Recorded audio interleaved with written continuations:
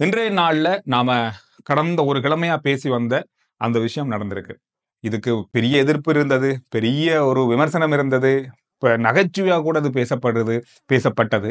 இது இன்றைய நாள்ல நடந்து முடிந்திருக்கு. அதாவது விவசாய நிலங்கள்ல இருக்கிற பயிர்களை சேதப்படுத்துற விலங்குகள், பறவைகளை கணக்கெடுக்கிற நிகழ்வு. இந்த நிகழ்வு பற்றி நாம நிறைய பேசியிருக்கோம். நிறைய விஷயங்கள் அதை பத்தி சமூக வலைத்தளங்கள்ல பார்த்திருக்கோம். நிறைய பேர் ஒவ்வொருத்தர் கணக்கு அதாவது கருத்துக்கள் இருந்தது. ஆனாலும் இதுல நேரடியா பாதிக்கப்படுறவங்க அப்படின்றவங்க இருப்பாங்க தானே. இப்ப விவசாய நிலங்களை சேதப்படுத்துற பயிர்கள், விவசாய நிலங்களை பயன்படுத்தி பயிரிடுறவங்களுக்கு தான் தெரியும். அது விளைஞ்சு வரும்போது, அது நாசமாக்கப்படும் போது அதனுடைய வேதனை, அதனுடைய இழப்பு என்னன்னு அவங்களுக்கு தெரியும். அந்த அந்த ஒரு பக்கத்துல இருக்கவங்களுக்கு இது ஒரு பெரிய ஒரு விஷயமாக இன்றைய நாள் இது பார்க்கப்பட்டிருக்கு. உண்மையை சொல்லப்போனா காரணம், இதுக்கு விமர்சனங்கள் எல்லா பக்கமும் இருந்தாலும் கூட இந்த நிகழ்வை அவங்க வரவேற்றிருக்காங்க. காரணம், இப்படியாவது ஒரு ஒரு ஒரு சந்தர்ப்பத்துல இதை இல்லாமமாக்குறதுக்கு அரசாங்கம் நடவடிக்கை எடுக்குது அப்படின்றது அவங்களுக்கு ஒரு ஆறுதலான விஷயமாக இன்றைய நாள் இருந்தது. அதனால எந்தெந்த பிரதேசங்கள்ல அதிகமான விலங்கு பறவைகளால இந்த விவசாய பயிர்கள் சேதமாக்கப்படுதோ அங்கு அதிக கவனம் செலுத்தப்பட்டிருந்தது. இங்க 70 லட்சம் பிரதிகள் கொடுக்கப்பட்டு இந்த கணக்கெடுப்பு இடம்பெற்றிருக்கிறது. இன்று காலை 8 மணிலிருந்து 8:05 இந்த நிகழ்வு இடம்பெற்றிருக்கு. இன்றைய நாள்ல பாராளுமன்றத்திலே அதிகளவான பாராளுமன்ற உறுப்பினர்கள் வரல. இந்த நிகழ்வுக்காக தங்களுடைய பிரதேசங்களுக்கு மக்களை ஒழுங்குபடுத்துறதுக்காக போயிருக்காங்க அப்படின்ற மாதிரியான விஷயங்களும் பாராளுமன்றத்தில் இந்த நாளில் பேசப்பட்டிருந்தது.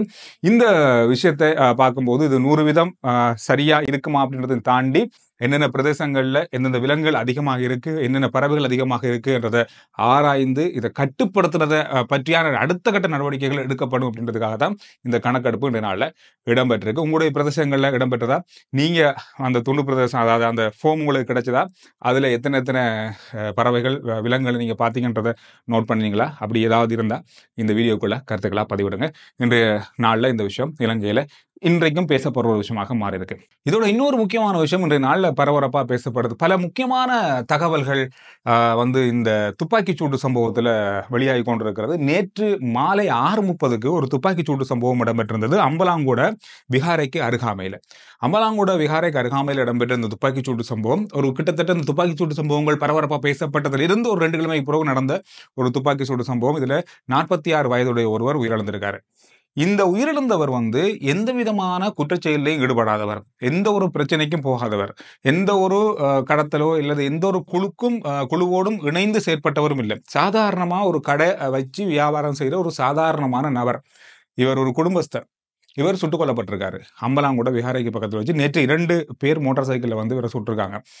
தேடி பார்க்கும்போது விசாரணைகள்ல இப்ப என்ன தெரிய வந்திருக்குன்னு சொன்னா, இவரு பாதாள உலக குழுவோடு சம்பந்தப்பட்டவர்களை அல்லது அவர்கள் தொடர்பான தகவலை போலீசாருக்கு வழங்கியிருப்பாரோ என்ற சந்தேகத்தின் பேர்ல இவரை சுட்டிருக்காங்க.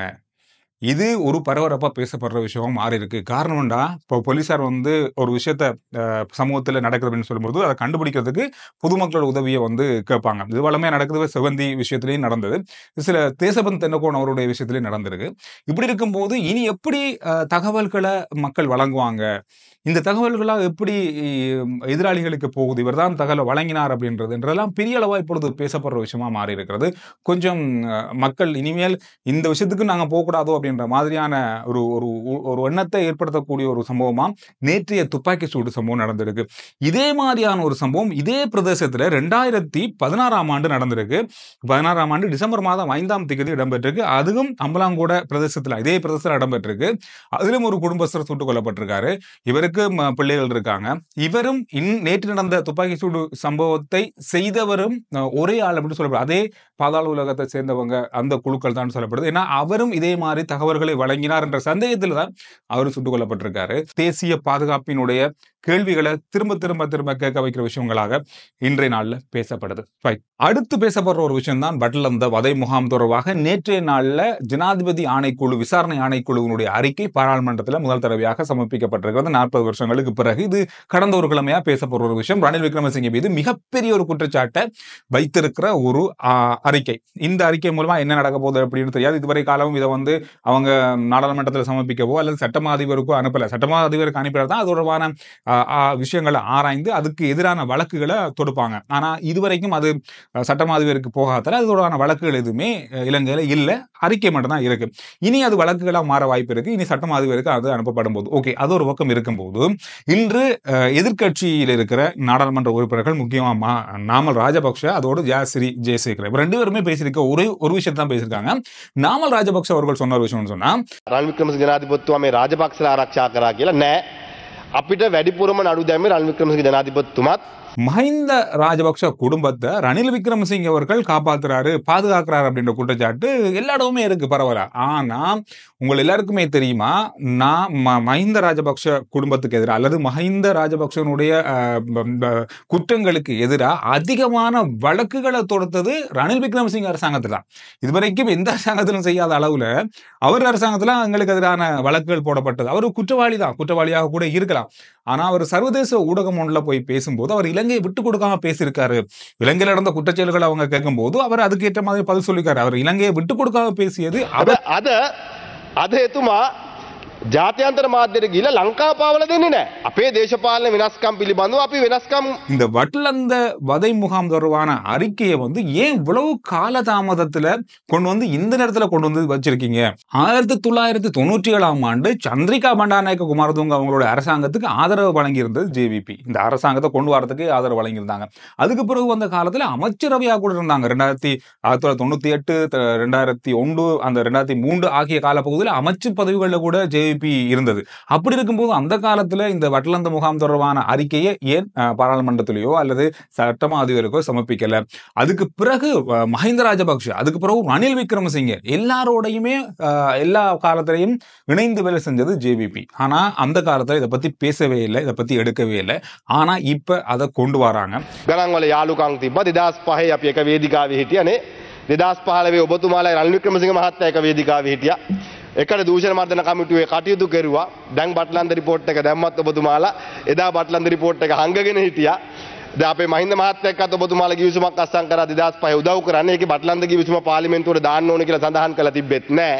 இது திடீரென கொண்டு வந்து சர்வதேச ஊடகத்தில் பேசப்பட்டதாலேயா இல்லது இவங்களா இதை கொண்டு வந்தாங்களா அப்படின்ற பலதரப்பட்ட விஷயங்கள் இருக்கு. ஆனாலும் வருகின்ற காலத்துல இதை வச்சு அரசியல் செய்யலாம்.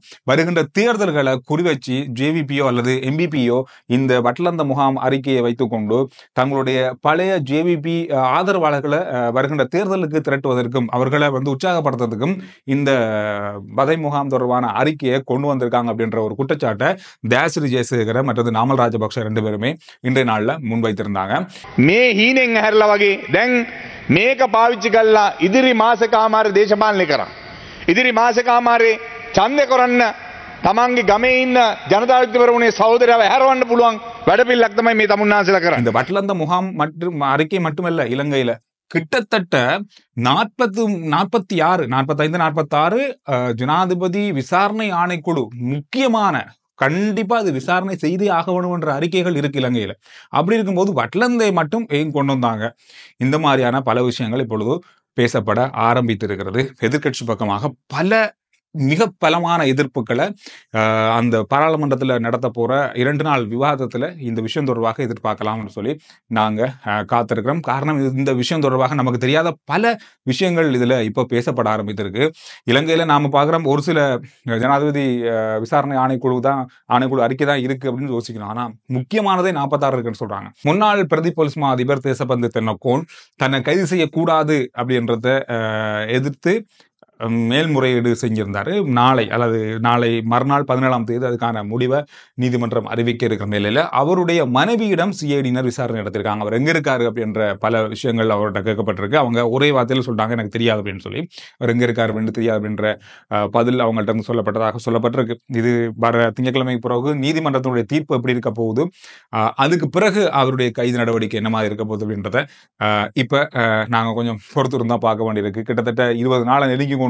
அவரை தேடுற பணி பலதரப்பட்ட விஷயங்கள் இதுல பேசப்படுது. பல அரசியல் பின்னணி இதுல இருக்கு அப்படின்னு சொல்றாங்க. இது எப்படி இருந்தாலும் நீதிமன்றத்தினுடைய தீர்ப்பின் பிறகு இந்த கைது நடவடிக்கைக்கான மேலதிகமான விஷயங்கள் என்ன எடுக்கப்படும் அப்படின்றத பார்க்கலாம். ரைட், வருகின்ற ஏப்ரல் மாதம் முதல் கிழமையில இலங்கைக்கு இந்திய பிரதமர் நரேந்திர மோடி அவர்கள் வரப்போறார் அப்படின்ற உத்தியோகபூர்வமான செய்தி இன்றைய நாளில் வந்திருக்கு. எப்போ அப்படின்றதுல முதல் கிழமை அப்படின்னு சொல்றாங்க.